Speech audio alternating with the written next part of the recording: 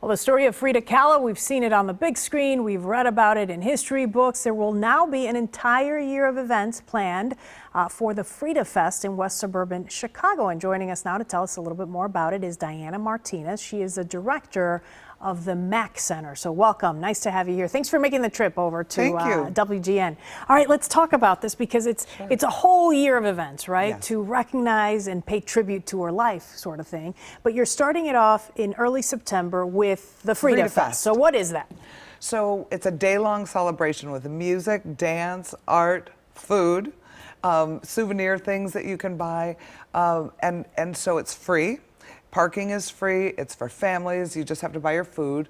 But all day long we have entertainment, and it's going to be declared by the mayor the Year of Frida. Wow. I know, so we're really excited. But I think if you like to dance, there's going to be salsa lessons. If you like art, there's going to be a community art mural where an illustrator made a big mural that children can all paint. So the community will all be a part of it, and we're trying to just really kick this off and invite everyone to be a part of this amazing, really, huge opportunity that's never been here. Yeah. It's unprecedented. And you and I were talking about how Frida Kahlo has become an icon. More than a decade ago, there was the big Frida Kahlo movie with Salma Hayek, and everybody kind of got to know a little bit more about her.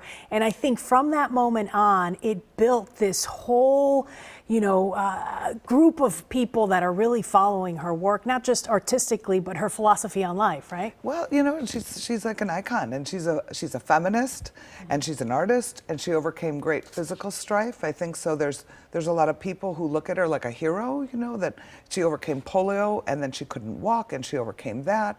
And she was passionate, and she was a revolutionary, and she had a passionate love affair with Diego Rivera.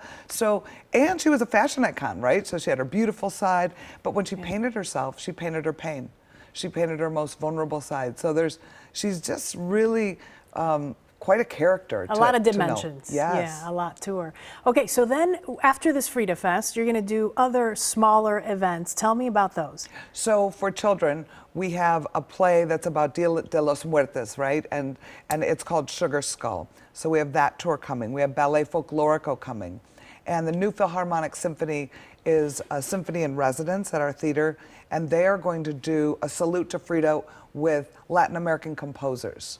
Okay, and then the final piece of this whole thing is this exhibit, which has some really interesting work that people have probably never seen before or have not had access to it in the past. So tell me about that. So it's the largest collection ever coming from the Dolores Olmedo Museum in Mexico. And explain who that is and why that's important. So Dolores was a lover of Diego Rivera, right? And she knew him, and she nursed him in his death, and he left her all his art.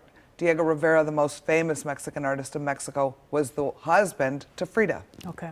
So they had this tumultuous on again, off again. In the end, it was Dolores who nursed him to his death, and he left her everything, including all of Frida's art that he owned. So her collection is truly the most significant collection out there, and they're the closest to her and her art. So they really tell the best story. And you'll see 150 photos that are being released for our exhibition. We're creating a historical timeline to give an educational historical context to her, a children's area that is being done by Mike Venezia, who's a children's author, who wrote a book on Frida and 150 books on children's, different authors, different artists. And it's going to be spectacular. And then Ball Horticulture is doing a garden that they're creating and growing special plants to show all the plants of Mexico and what were in her garden. Yeah, I think that's interesting because a lot of times we see these exhibits and they sort of tour the country. And in this case, that's not what you're going to see. Really original stuff. Very original. Very original. And it's exciting because the whole community is getting excited. Oh, I'm sure. Like for this horticulture company to step forward and go, we're going to do the garden, Yeah. That's pretty exciting. And you said you're making it the Year of Frida. This is the Year of Frida. Oh, I love it. I love fun. it. Okay. The MAC Center, for people who don't know about it, what should they know? It's in Glen Ellen, Illinois. It's easy to get to. You can take 355, and it's about 45 minutes from Chicago. There's a train. We're going to have a trolley. The Glen Ellen community and Wheaton community are going to have free trolleys that go from the train to the art center. Okay. So It's easy to get to. It's fun, free parking, beautiful art center, and you know, bring the family. Okay. Website for people that want to get tickets or find out a little bit more about it? You can go to atthemac.org, and tickets go on sale at Frida Fest. Okay. Atthemac.org. Thank you so much, Diana. We appreciate it. Thank Good you. luck. Thank you. Sounds great.